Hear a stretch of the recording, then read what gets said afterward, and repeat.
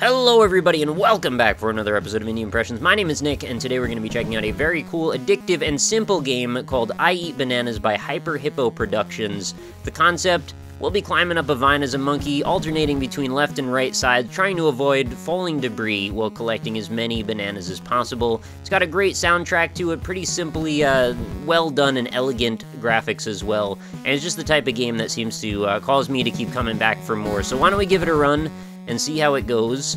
As you can see, we've got pizzas, we've got trash, we've got skulls, we've got more trash, and more pizza, and flowers sometimes. I guess that was a tire, a fork. I don't even understand the logic behind most of the stuff that's falling down, but we just need to avoid it, and that's all we've got to worry about. And I'm just pressing spacebar over and over to try and cut it as close as possible while catching each one of these, and I just got a leaf that showed up, and I believe that leaf is my saving grace in case I screw up and get hit by one of these objects that are starting to fall faster and faster.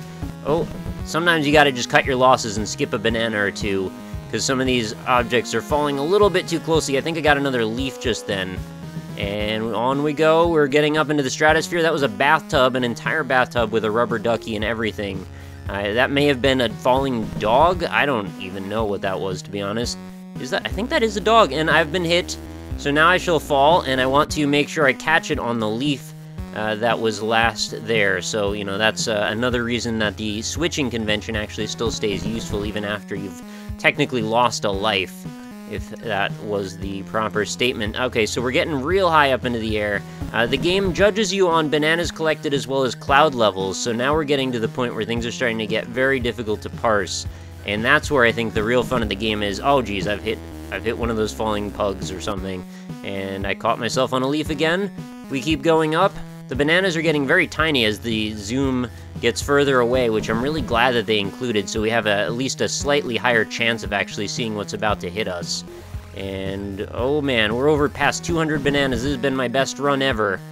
An entire whale just randomly falling. I think that was a leaf that just popped out. Now the amount of stuff that's falling down on us is so fast, I don't even know how to dodge it most of the time. I'm just trying to catch bananas on occasion. Oh my god, we're falling like crazy. And when was the last leaf? Oh, it was actually not that far. Did you see that? That was total garbage. There was no way I could have avoided that if I wasn't still in invincibility frames. Both of those objects happened to fall at the same time. Don't hit the dog, probably. Oh, I guess I just randomly collected a banana there. It did it again! I think we're at the stage now where it's like the game isn't meant to scale this high. Like, maybe I lasted further than I was supposed to. Why did I get... Oh, you know what it was? Probably that banana that I collected was one of the ones that had a leaf. Oh my god. This is terrifying. How am I even gonna see the leaf if I land on it? I think I actually went through one. Well, I think it was my time. This monkey has seen better days. He's crashed to the ground and probably left a crater behind him. Look at all that physics-powered debris. I got a mountain of bananas, though, and I made it 17 cloud levels up, which is pretty freaking good. I'm gonna do one more run of this. I know that was only 2, but, like, this game is super addictive, and I don't want to end up getting addicted and playing it for 10 hours. What? I guess I got hit by that piece of pizza. You know, it's kind of one of those things where the game is so simplistic, and that's a great thing, and I don't want to begrudge that at all, but I also feel like there is, like, some room for possibly adding more stuff to it as well. Without it being, you know, too much. Oh, geez, I don't know what happened there. I keep hitting the back part of the collision box or something. I guess I sort of see this in pretty much every game now, ever since I've played, like, Rogue Legacy and 10 million. It just kind of feels like the right thing would be to have there be some sort of, like, overarching progression mechanic. And the fact that each time you start up is basically just a fresh game with nothing changed from the last time you did it. All you have is really your high scores to go against, and there's nothing wrong with that. I mean, that's really what powered us through all of the 80s and most of the early 90s, so I can't really be upset. But it does make me wonder, though, if there's not room for improvement.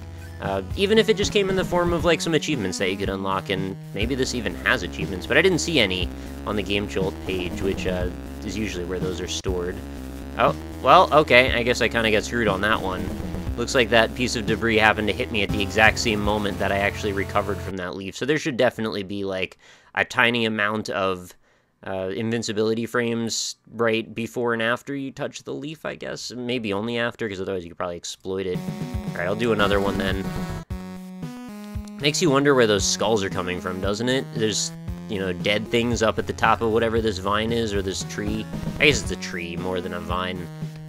I would also probably enjoy, maybe you could set it up so eventually you do too well on one certain tree, maybe progress to a different tree and there's different types of debris. Or maybe you end up in a position where, like, the thing ends up bending over sideways, and that could be its own crazy thing. I don't know. I'm just sort of spitballing some ideas here, but it just seems like this is a really great idea. It could have been maybe extended even further, but the simplicity that's here also makes it very, very addictive and replayable, so I can't really be too upset. Give me more debris as well, too. I really enjoy watching all the random stuff falling down, and I feel like after you've played this about 5 or 6 times, you're probably going to see most of the stuff that's on offer. Although, you know, not that it's so little that, you know, it would be too frustrating, and also it's kind of irrelevant what the stuff falling on you is. But I would also like to get to the bottom of the story of why this stuff is falling down. Maybe the Jack and the Beanstalk situation happening up at the top. And if that's the case, maybe you want to go explore the castle where they're hoarding all the bananas, because they've probably got a lot of bananas in the Banana Castle. I imagine if Donkey Kong Country's taught me anything, and it really hasn't, but I imagine that there would be more bananas up at the top. Or some letters or something, you know, some kind of a swordfish maybe, I don't know. Oh, the music looping, I think that means I'm doing a good job. Somebody rescue the poor pugs! And the whale and the fish, you know, there's like some living things that probably shouldn't be falling down here. Alright, this is turning into an okay run. Oh! I thought I avoided that fork, evidently not. Poor monkey, his legs get all noodly. Oh my god, well, that also needs to be stopped. There's no way you can avoid it when they're all hitting you at the same time like that. I know for a fact there was a leaf over on the right side, but I think it was most of the way down, and I'm not sure if it'll break my fall when I've fallen this far. But I do still get to keep all the bananas on the way. Yeah, I'm pretty sure I'm just dead. Yeah, I'm dead. Well, folks, that was I Eat Bananas. They said it was a good climb. I thought it was a pretty good climb as well. So go check it out. Let me know what your high scores are. I'd love to hear from you how well you could do with this. There's my high score, 17 cloud levels, 368 bananas. I challenge you to beat it and best it. And also, that monkey's goatee reminds me of Adam Savage a little bit, and that's just silly, because now I know what all the comments are going to be. But don't make them be that, because that's inappropriate news. Okay, so thank you for watching, everybody. As always, if you enjoyed the episode, consider leaving a like on it. It helps me out a whole bunch. You can check out lots of other games as well that I've covered on the Indie Impressions series by looking through the description, which is where the game link itself will be. But you can also visit indie-impressions.com for even more, and we're actually getting pretty near the 800 video mark in this series, which is a wild time. And I do, as always, want to thank you for your continued support. And of course, if you enjoyed this one, even consider showing someone else, because that's part of the way that this series continues to grow, is just, you know, by word of mouth mostly at this point. So, you know, let someone in on the fact that I've covered nearly 800 indie games, and maybe there's a few in there that they might enjoy. So with that, I will leave for another day. Thank you as always. Hope you enjoyed the video, and I hope you have a fantastic night. I will see you tomorrow.